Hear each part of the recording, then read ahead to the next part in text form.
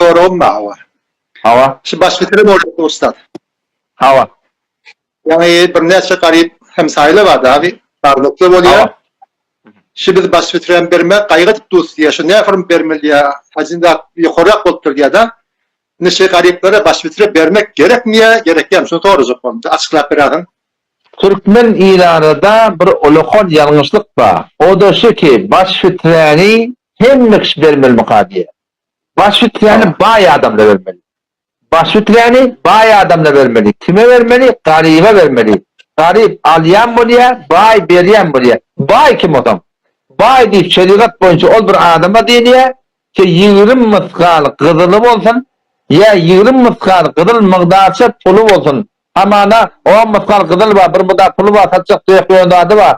Öyle televizyon, nerede, kompüter, sen hemen hedef edende 20 mıskal kızılın kıymetine çok hanımadan pulu bariyen bolsa şol adam başvitire vermeli. Bir adama dükkan ötü 60 milyon 70 milyon cinsi var. Başında hissat yok. Şona başvitire vermek gerek ki.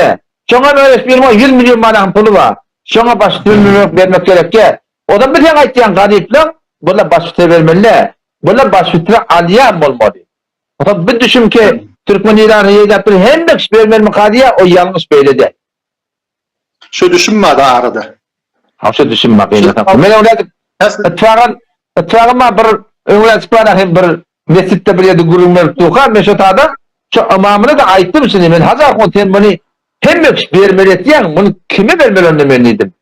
Çünkü ben şu başvitire veriyen olsam bana başvitire almaklık haram oluyor da vakit veriyen adam olsam almaklık haram. O vakti ki hem vermeli olsam bunu kime vermeli onlar?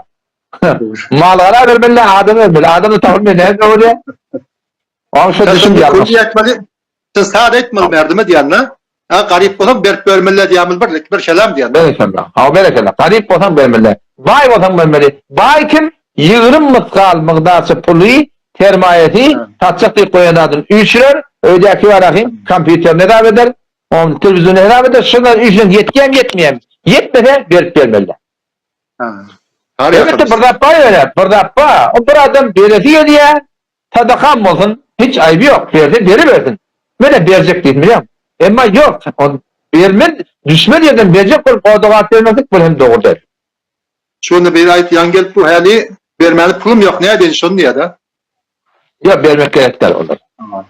Hani efendim? Ama şey, böyle biliyor. Allah cezayı hayır versin. Esselamu aleyküm. Böyle doğan, aleyküm selam ve rahmetullahi ve berekatuhu.